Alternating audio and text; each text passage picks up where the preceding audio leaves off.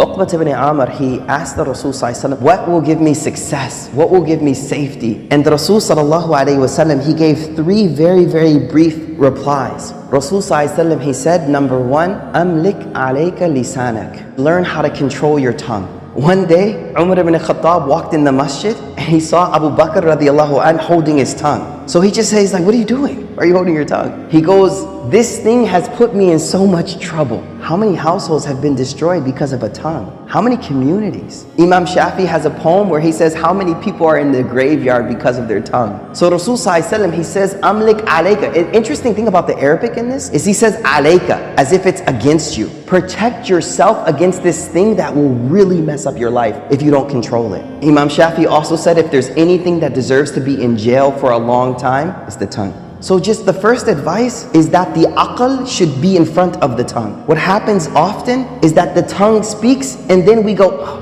what did I just say? The reason a word is called a lafaz, in Arabic, lafaz just means to like throw something, right? Because it's like an arrow. Once you shoot it, you can't get it back. You say something to your daughter, your wife, your brother, your sister one time, the rest of their life they'll remember. You can apologize for 10 years, but it stays there. And that's why Imam Shafi says, the cut from the sword will heal, but the cut from the tongue will never heal. The way we learn how to speak. You know how when you have an infant, a toddler, and we celebrate speech, we're like, the first word, and then they never shut up after, right? So they say the same way we learned how to speak and we focus so much on how to speak, we also need to learn silence as well. You know, remember when we were small, we used to put kids in timeout? Timeout, don't say anything, just sit there quietly. I think a lot of us adults need some timeout, you know what I mean? So learn how to be quiet more, number one. Number two, Rasul sallallahu alaihi wasallam said, وَلْيَسَعْكَ بَيْتُكَ. Beautiful advice. Make your house enough for you. Meaning, make the house a place that you're comfortable being. Being there, being with your children there, being with your wife there, being with your family. Just make your house comfortable for you, enough for you.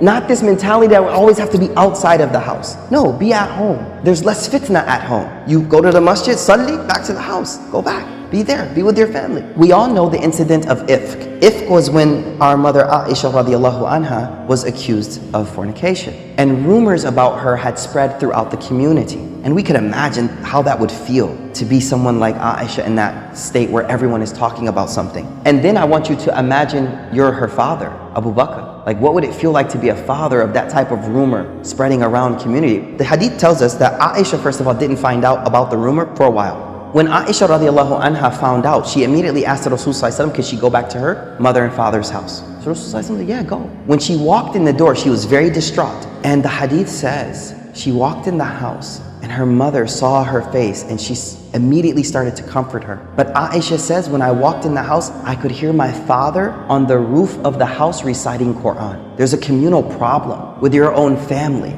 But where is he at? He's on the roof of his house, وَلْيَسَعْكَ بَيْتُكَ, and he's reciting Quran. Now that doesn't mean he didn't do anything to try to fix it, but I think sometimes we need to realize that sometimes the most I can do is focus on my relationship with Allah. And that's what he was doing. He wasn't being not active. He was saying, you know what? Maybe this is out of my hands and maybe I need to focus on my relationship with Allah. The third advice Rasul sallallahu alaihi wasallam says, now this is important. Where's our mental focus at? What are we focusing on in life? Rasul sallallahu alaihi wasallam, he wants to direct our priorities. The end of this hadith says, وَابْكِ عَلَى خَطِئَتِكَ. Cry over your sins. Now, the only way you'll cry over something is when it's a priority in life and when you focus on it. And so what I feel this hadith does for me is it reminds me that there are a lot of problems in the world right now, whether they be global, whether they be communal, whatever they may be. But the thing that my heart should be primarily preoccupied with are my sins. How many of you have actually today thought over your sins? I think if we were honest, only a few of us may have actually sat and thought over them, let alone cry. See, we won't cry over them unless we actually take the first step and mentally prioritize them and think about them. One of the major problems we have is we're focusing on other people's uyub and not our own faults. So let your own faults preoccupy you from the faults of other people. Focus on your own ma'asi, your own sins. So 3 things. Number 1, let's control our tongue. Think about what we say. Number 2, be comfortable at home. Number 3, focus on your sins. Go to sleep, think of what did I do today? And say, Ya Allah, there's a lot I did wrong today. Wrap that up. Don't go to sleep with that staying there. Don't go to sleep with those sins just sitting there. No, before you go to sleep, do that tawbah, clean those out, inshallah. May Allah subhanahu wa ta'ala give us tawfiq.